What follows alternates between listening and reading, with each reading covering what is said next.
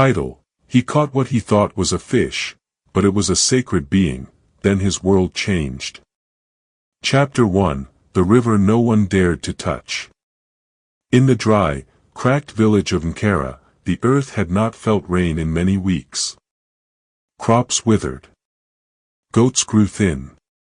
Children sat outside with dust on their faces and empty bowls in their hands. People no longer laughed or sang. Even the drums of celebration had fallen silent. But one thing still echoed, passed down like a prayer and a warning.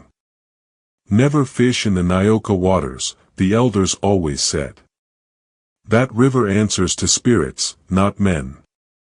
Everyone in the village believed it. The river had always been feared. It flowed smooth and deep, with a dark green color that never turned clear, even when the sun hit it. It never dried up, not even in the worst droughts. People said it was alive. People said it watched you. But on that quiet evening, Jomo stood at the river's edge anyway. His clothes were worn thin from years of labor, and his feet were calloused from walking miles in the dry sand. His eyes, once bright, now looked tired, tired from hunger, from grief, and from the weight of being the only parent left. His daughter, Ayana, stood a few feet behind him. She was only 11 but already had the sharp voice of her late mother. "Papa, you promised," she said, her voice shaking. She hugged herself, as if trying to stay warm, though the evening heat still hung in the air. Her belly rumbled. She had not eaten in 2 days. "The river isn't for us," she said again, quieter. "That's what Mama said before she." "Mama's gone," Jomo said softly, cutting her off. His voice wasn't harsh. It was tired. Heavy. Sad. "And I can't watch you starve." Ayana looked at the river with wide, frightened eyes. The wind picked up a little, stirring the long grass, as if even the earth was listening. Jomo gripped his fishing spear tightly. His hands trembled, not from fear, but from weakness. His stomach had been empty for 3 days. He took a deep breath. "Just one fish," he muttered. "Just one, and we'll eat tonight." He stepped closer to the water. It was quiet, too quiet. No birds flew overhead. No insects buzzed. Even the frogs, which usually croaked from the reeds, were silent. The surface of the water rippled slowly, like something deep below was moving. Jomo cast his net. He had done this many times before in safer streams. His hands moved out of habit. The net made a soft splash as it hit the water, then slowly began to sink. He waited, holding the rope, his heart pounding. Seconds passed. Then a tug. At first, it was small, like the usual struggle of a catfish or a tilapia. But then the pull grew stronger. Much stronger. So strong that the rope jerked in his hand, nearly pulling him forward. "What?" Jomo whispered. Ayana gasped. "Papa, leave it. Please," she cried. "That's not a fish. That's not a fish." But he didn't let go. His hunger had already taken control. His arms strained as he fought the pull of whatever was in the net. It was as if something intelligent, something with purpose, was down there, refusing to be taken. "No," Jomo grunted. "No spirit's going to scare me tonight." He braced his feet in the mud and yanked hard. With a loud splash, something heavy flew out of the water and landed on the shore with a dull, wet thud. Jomo stumbled back, panting. He wiped the sweat from his brow and looked at what he had caught. Then he froze. It wasn't a fish. It was small, about the size of a toddler, but it wasn't human either. Its body shimmered in the fading light, silver and blue like the river itself. Its skin looked smooth and slippery, glowing softly, like moonlight on wet stone. Its lower half was a long, elegant tail covered in shiny scales. Its upper half had arms, thin and delicate, and tiny fingers that twitched in the mud. And the face. The face was the strangest of all. It had eyes, large, round, and glassy like pearls. Its mouth was small and quivering, and as Jomo stared, it opened its eyes and blinked, slowly. It was alive. By the spirits, Jomo whispered, backing up a step. Ayana screamed. Papa, that's a water child. An aqualing. You have to put it back. Now. Jomo didn't answer right away. His eyes were locked on the creature. The stories came back to him all at once, tales his grandmother used to whisper by firelight. About spirit children born in sacred rivers. About what happened to those who touched them. Curses. Madness. Whole bloodlines doomed. He remembered them. But he also remembered Ayana's cough. Her thin arms. The way she shivered at night, even when he wrapped her in his own blanket. He stared at the creature. It looked helpless. It didn't speak. It didn't cry. It only blinked. It's just a thing, he said, mostly to himself. It's not a thing. Ayana shouted. It's someone. You can't eat someone. It's food, Jomo snapped, more harshly than he meant. He looked down again. The aqualing stared back at him, its eyes too human for comfort. His stomach growled loudly. His knees wobbled. I'll make it quick, he whispered. The wind picked up suddenly, strong enough to make the trees sway. Ayana ran to him and grabbed his shirt. Papa, please, she begged. Don't. Don't do this. We'll find yams. We'll ask the neighbors. The neighbors have nothing, Jomo said, his voice hollow. He picked up the creature carefully. Its skin was cold and wet. It made no noise. No struggle. As he walked back toward their hut, Ayana stood frozen in place, tears rolling down her cheeks. The river behind her was still. But the air felt wrong. Heavy. Like it was waiting. Like it had just watched something it could never forgive. Chapter 2, Hunger Speaks Louder Than Spirits. The fire crackled in the center of their small mud brick hut, casting dancing shadows along the walls. Outside, the dry wind whistled through the village, but inside, the air felt thick, too still, too quiet. Jomo sat crouched beside the fire, feeding it bits of dry wood. His hands moved in slow, steady motions, but his eyes were distant. On a large flat stone beside him, wrapped in woven palm leaves, lay the small river creature, the one he had pulled from the forbidden Nyoka waters. Its silver-blue skin still shimmered faintly, even though it was no longer breathing. Across the fire, Ayana sat on a mat, knees pulled tightly to her chest. Her eyes were wide, and she hadn't spoken in a while. The room smelled strange, wet and metallic, like river water mixed with blood. Papa, she finally whispered. Her voice trembled. Please don't. Jomo didn't look at her. We need to eat, he said flatly. This is a blessing. No, it's not, Ayana said. It's a curse. I feel it. Jomo's jaw clenched. He looked at the bundle again and slowly reached for the knife. His stomach growled loudly, reminding him of the gnawing emptiness inside him. He hadn't eaten in days. Neither had Ayana. "Do you want to die starving in this hut?" he snapped. "You want me to watch you waste away when there's food right in front of us?" Ayana's eyes welled with tears. She looked at the creature, still glowing faintly, and then looked away. "That's not food," she whispered. "It's not a fish." Jomo swallowed hard. His hands shook slightly as he began to unwrap the palm leaves. Inside, the creature's small body lay still, its delicate fins folded against its side, its silver tail curled gently like a sleeping child's legs.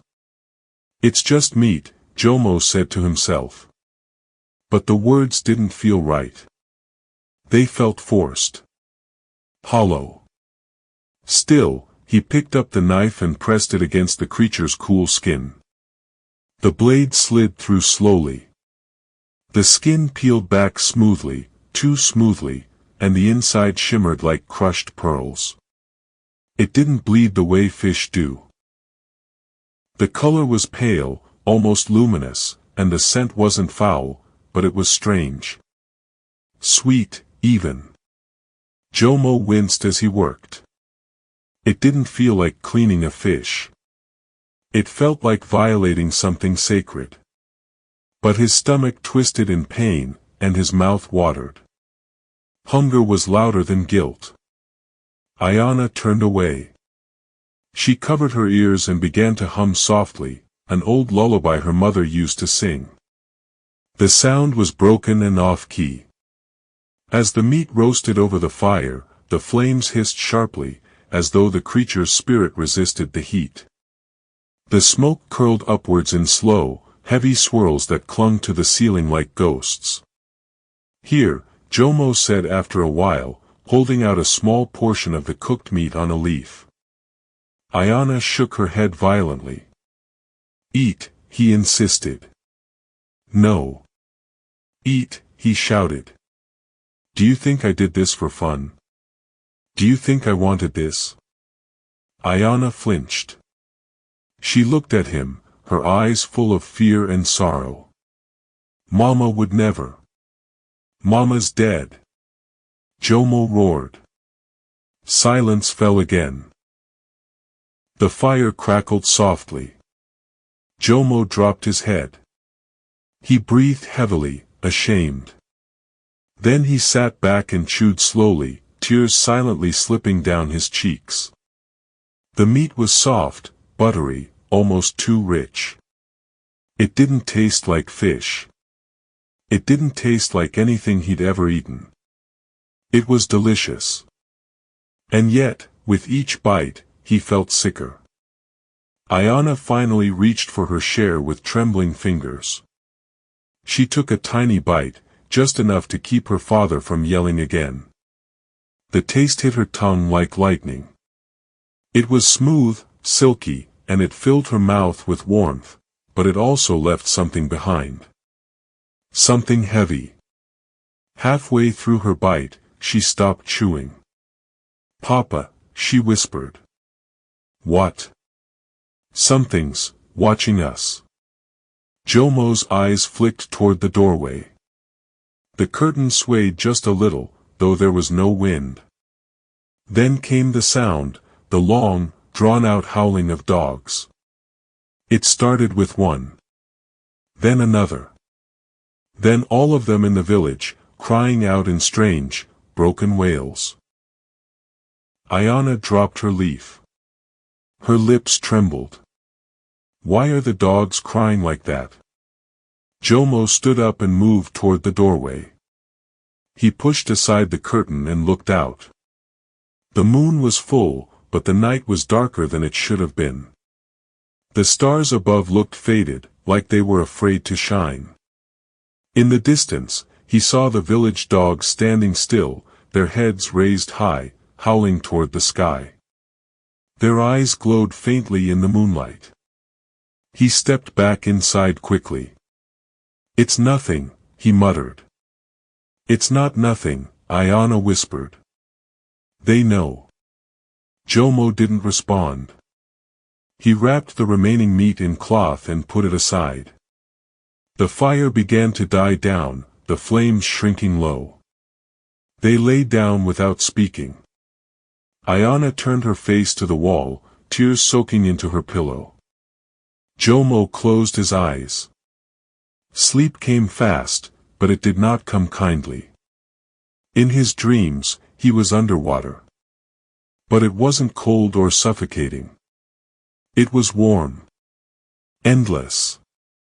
The water pulsed around him like a heartbeat. And in that deep, dark ocean, he saw them. Hands. Pale, long-fingered hands. Dozens. Hundreds. Reaching. Floating. Weeping.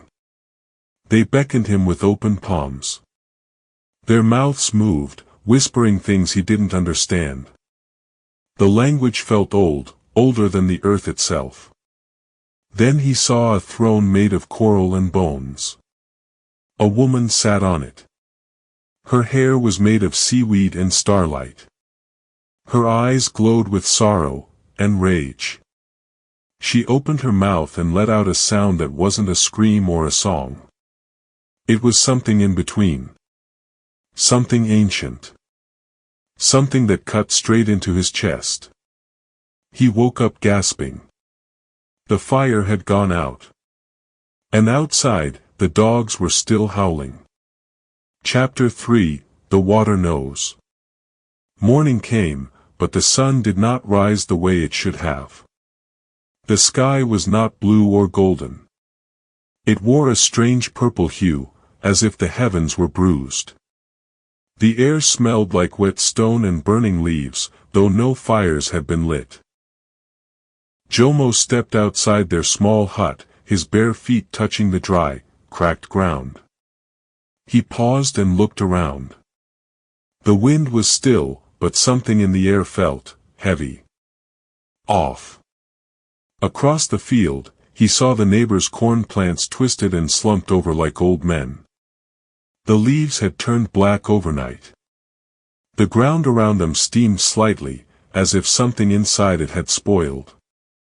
Then came the frogs. They came hopping from the direction of the river, hundreds of them, croaking loudly and jumping across the village paths. People ran outside to watch in shock.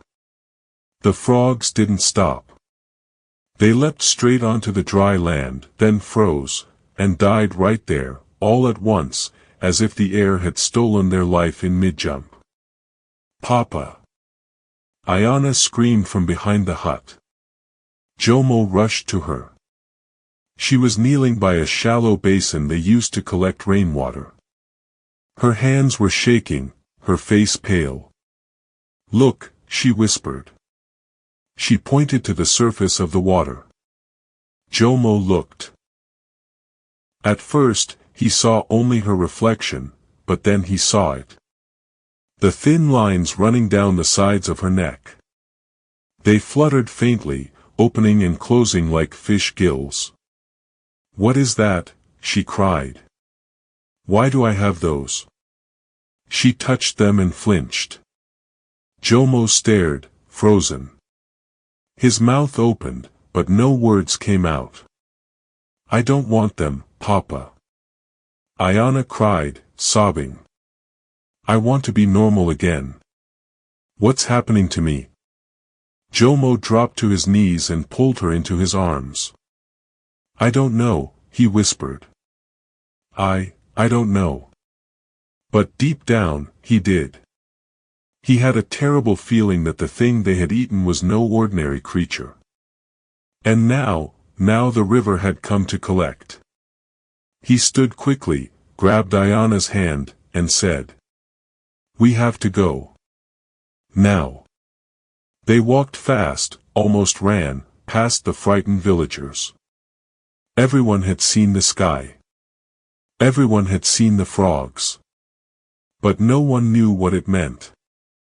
Jomo and Ayana headed to the edge of the village, where the trees grew thick and wild. At the end of a winding path stood a small round hut covered in dark leaves and painted symbols. Mama Koji lived there. She was the oldest person in Kara, so old that no one remembered when she had been born. Her eyes were milky white, but she saw everything. Some said she could speak to the ancestors. Others said she was one. Jomo knocked on the carved wooden door, but it creaked open by itself. Inside, the air smelled of herbs and smoke. Strange bones hung from the ceiling, and small clay statues lined the walls. Candles flickered in every corner, though no one had lit them. Mama Koji sat on a mat in the middle of the room, dressed in dark red cloth, chewing slowly on kola nut. Her lips were stained deep crimson. She did not greet them. She just stared. Ayana clung to her father's arm. "Please," Jomo said, kneeling before her. "Something's wrong with my daughter." We saw her reflection, it had gills. Mama Koji squinted at Ayana, then turned her pale eyes to Jomo. Her face twisted in disgust. She leaned forward and spat the red kola nut onto the floor near Jomo's feet. "You fool," she hissed. "You ate her child." Jomo flinched. "What?" "The water spirit's baby. The Aqualing. You pulled her from Nyoka waters. And you swallowed her like a common tilapia." Jomo's voice cracked. I didn't know. I thought it was a fish. Just a strange one. We were starving." "Ignorance doesn't spare a thief from the whip," Mama Koji snapped. Her voice was sharp and cold. "The river mother mourns. And she has marked your bloodline." She pointed to Ayana's neck. "Those gills are not a curse. They are a claim." Ayana's eyes filled with tears. She held her throat, breathing fast. "Please," Jomo begged. "Tell us how to fix it. I'll do anything." Mama Koji was quiet for a long moment. Her face softened slightly, but her voice stayed firm. "You must return what you stole." Jomo lowered his head. "But I ate it. It's gone." The air in the room seemed to grow colder. Even the candles flickered. Mama Koji's eyes narrowed. Her lips parted slowly. Then, in a voice no louder than a whisper, she said, "Then you must give her something more." Jomo looked up sharply. "More? What do you mean?" Mama Koji didn't answer right away. She closed her eyes and began to hum, low, deep notes that vibrated through the air. Then she spoke again. "The river mother is not cruel. But she is ancient. Her rules are older than stone. She does not take without giving. But if you take from her, you must pay." Jomo swallowed hard. What does she want from me?" Mama Koji looked straight at him. "She wants balance. You took a child. You fed your blood with hers. Now, she will demand a life in return." Jomo's body went still. "A life?" "Yes," Mama Koji said. "Or she will take Ayana. Slowly. Her skin will change. Her lungs will dry. Her soul will belong to the water." Ayana cried out. "No. I don't want to go to the river. I don't belong there." Jomo stood and clenched his fists. "There has to be another way," he said. "Please. I'll work. I'll offer animals, gold, prayers, anything." Mama Koji shook her head. "No gold can buy forgiveness from the river. Only the right sacrifice." Jomo fell silent. The weight of her words pressed down on his shoulders like a mountain. "Go," Mama Koji said. "You have little time. When the next full moon rises, the river will come calling. And she will not knock gently. Jomo turned and led Ayana out of the hut. Behind them, Mama Koji's chanting began again, low and sorrowful, like a funeral song sung before the body is cold. The river had awakened. And now, it would take what it was owed. Chapter 4, The River Wants a Trade. That night, something unnatural crept into Jomo's home. There was no storm, no wind, not even a cloud in the sky. But water began to rise, quietly, without warning, through the cracks in the clay floor. At first, it was a thin trickle, like someone had spilled a cup. Then it spread. Fast. By the time Jomo sat up from sleep, the floor was already covered in cold, ankle-deep water. He gasped, throwing off his blanket. Ayana, he called, panicked. She lay curled in the corner, coughing softly, her body weak and shivering. The woven mat beneath her floated slightly. "Papa, it's cold," she whispered. Her voice was faint, barely above a breath. Jomo rushed to her, cradling her in his arms. Her skin felt icy, and her lips had turned pale blue. The gills along her neck had deepened, now fluttering open and closed like fish lungs out of water. He held her tighter. "No, no, no, stay with me," he murmured, rocking her gently. Then he heard it. The whispers. They came from every direction. The water, the walls, even the wind outside seemed to carry a voice. "Jeev, back." Jomo's heart pounded. "Who's there?" he yelled. "Leave us alone." But the voice only repeated, softer, and more sorrowful. "Jeev, back." Jomo stood up, still holding Ayana. The water now reached his knees. He pushed open the hut's door, and standing there, just outside the threshold, was Mama Koji.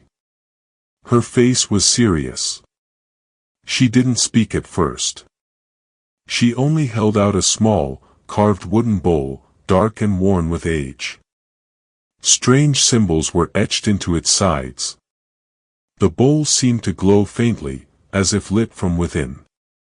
"Take this," she said. Jomo blinked.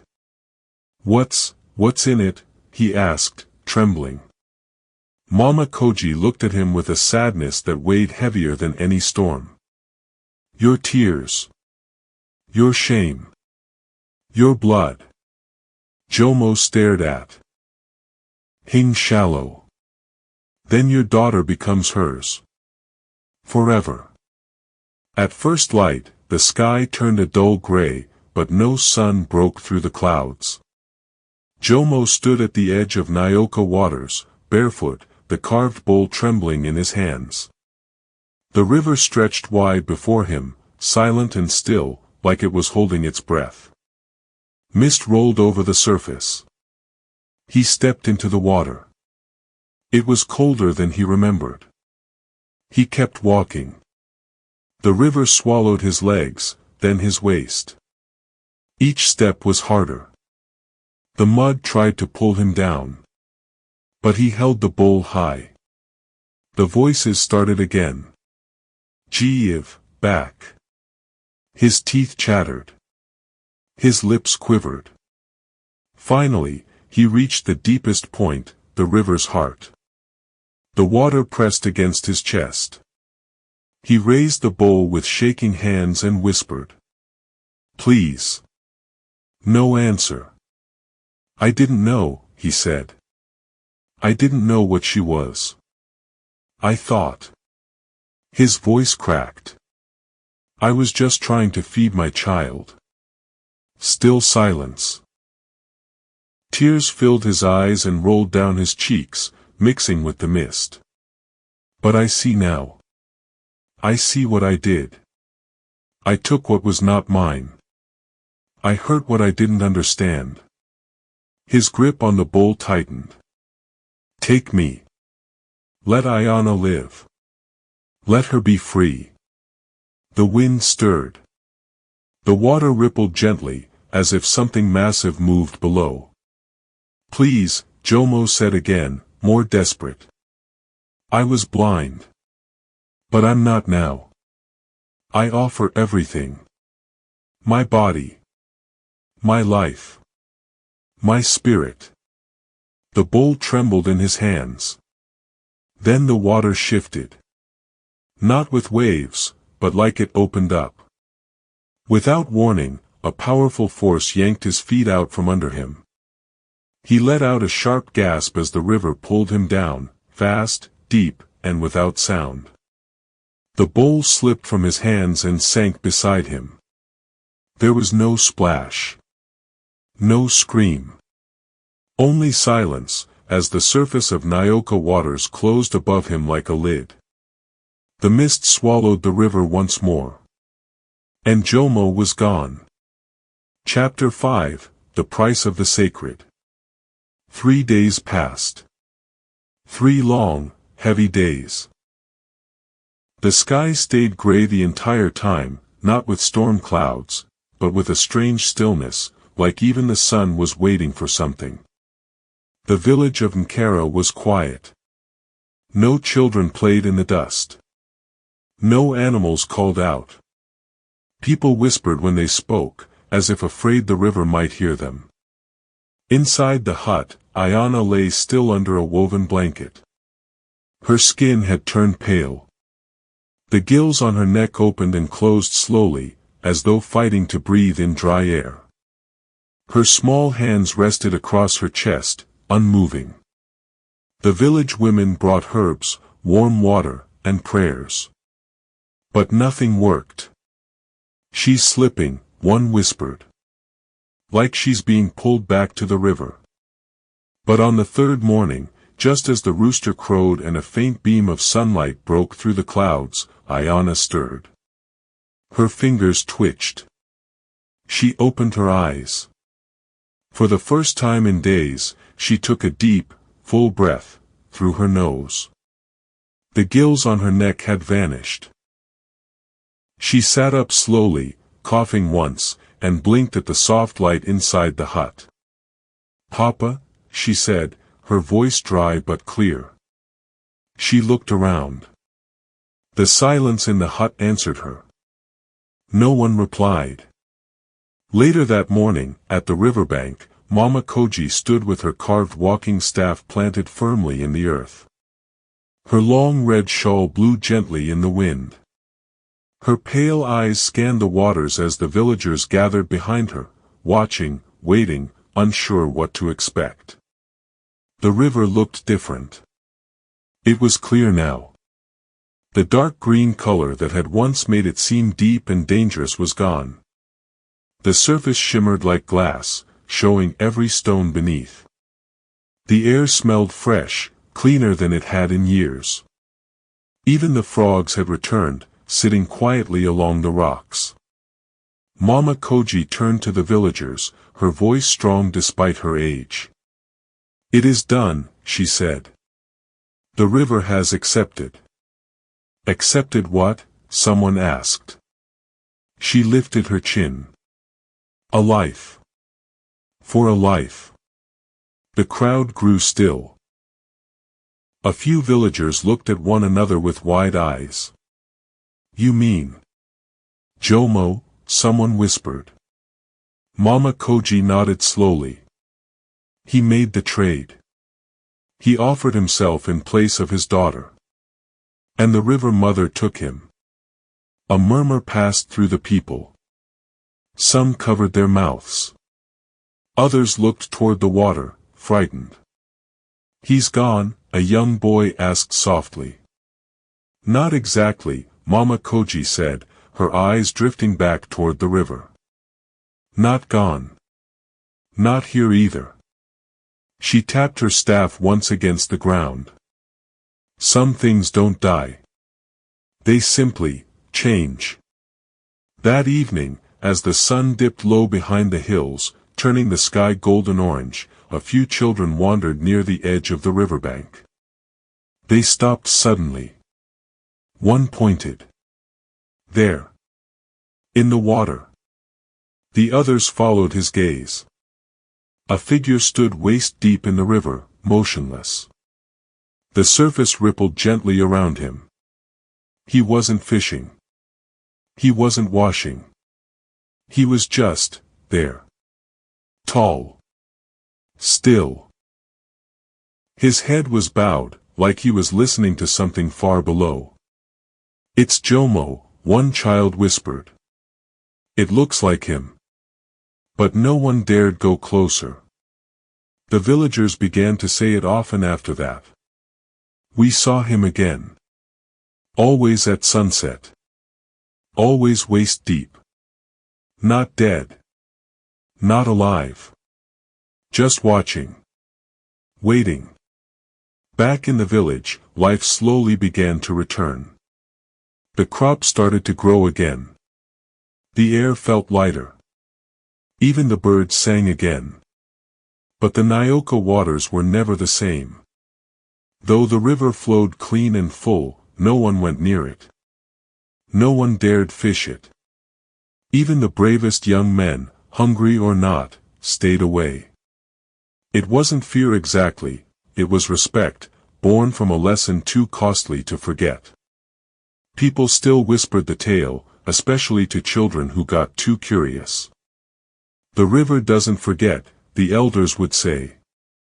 "And it doesn't forgive easily." "What if someone else fishes from it?" a boy once asked. "Then someone else will pay," came the reply.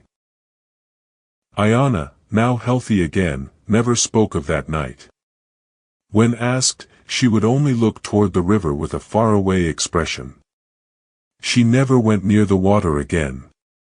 But every now and then, she would wake up at dawn with tears on her cheeks and the soft sound of a voice in her ears, her father's voice, whispering, "I was blind. Take me. Just spare my child." And so the story became a warning passed down through generations. Never take what belongs to the river, unless you're willing to drown in the debt.